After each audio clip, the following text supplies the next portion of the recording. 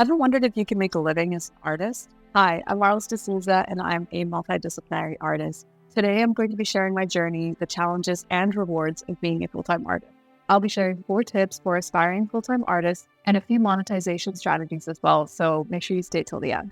My journey started in engineering, but my passion for art led me to explore more creative avenues. As you can imagine, transitioning to art full-time isn't easy. It required dedication, learning a lot of new skills, and finding your unique voice in the art world. There were many challenges along the way, like financial instability, self-doubt, imposter syndrome, and finding a consistent market for my work were some of the biggest hurdles that I had experienced. But every challenge and every hurdle taught me something about myself, but also a very valuable lesson on how to maneuver these issues and really just solve the problem and move forward. The rewards of being a full-time artist are immense. Seeing my art bring joy to others, collaborating with brands, and the freedom to create every day and craft my day the way I want to are just one of the few perks that, in my opinion, it makes the challenges so worth it. Here's 4 tips if you are aspiring to be a full-time artist, or you're already a full-time artist and you're still trying to crack the code. I'm going to be honest with you, it's not like I figured it all out and this is the perfect equation. But you know what? Here are a few things that I've learned so far that I feel like would be extremely useful to you. The first thing is find a unique voice. Make art that you truly connect to. Create art that is authentically and uniquely you and that you enjoy making. So what I mean by this is if you see trends and certain styles of art popping off and you're like, ooh, I want to jump on that because it's doing really well or it's making a lot of money and people are selling out of this certain style of painting, but you don't connect with that and you don't enjoy the process and you don't have fun making it and it doesn't light up your soul in the best way, I think you're doing your creativity a disservice.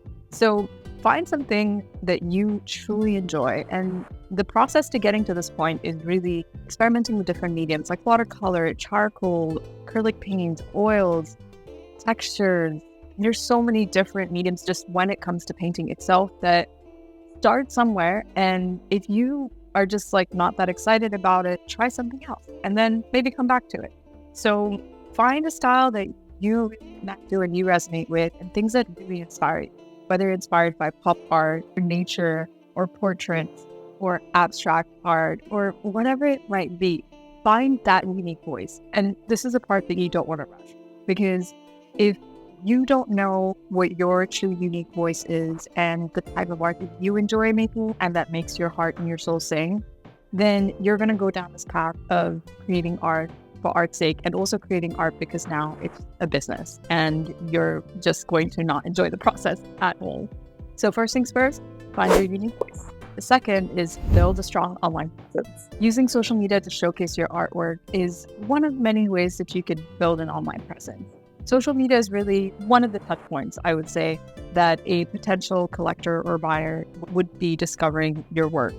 Social media to showcase your work and share your story and your message and share your process and really bring us behind the scenes and tell us about you and show us who you are and tell us your story. And part of this is social media, but also having a website to make sure that you can guide somebody through the process of discovering you. And if they're interested in purchasing something, that they have somewhere to go and then they can support you by purchasing an art piece. So make sure that you have this laid out. And again, it doesn't have to be something that you do overnight. Trust me. I tried to do everything all at once, and that's the quickest way to burn out. Building an online presence is a process and it is a journey. So take your time with it. And really, it's just one step in front of the other. If you'd like more information and you'd like me to dive deeper into this one, let me know in the comments. The third one is network. It's tip number 2. I mentioned to build an online presence, but really that's not enough. What you need to be doing is going out into the community that you're in. Find local art galleries and art communities and events that you can network with. So you can meet people, talk to them about your art, share your story, and truly connect on a human level. The other thing, while you're networking, you will meet a lot of other artists as well. Collaborate with them. They don't have to be visual artists. They could be musicians, they could be poets, they could be writers. There's so many other artists that also need visual artists and vice versa. You have the opportunity to collaborate with them. I can give you an example. I collaborated with a musician and created a song cover art piece for them. It was just super incredible. So it's one of the many different things that could come out of just connecting with people, having that in-person connection as well. It really does go a long way. Number 4, stay persistent. I can't stress this enough. It takes people years to become an overnight success. So if you post your first video, Instagram Reels or TikTok, and you get all but like 10 views, don't worry, just keep going and stay persistent. And if you launch your first collection and you don't get any sales for like a month or 2 months, it's okay. Just stay persistent. The beauty is in the process and the beauty is in the journey as well. You're just trying to like sell art to make a quick buck and you think it's just going to solve all your life problems. This is not the journey for you. You have to be committed to the cause and truly be passionate about what you're creating, the art that you're making, and the story that you're sharing.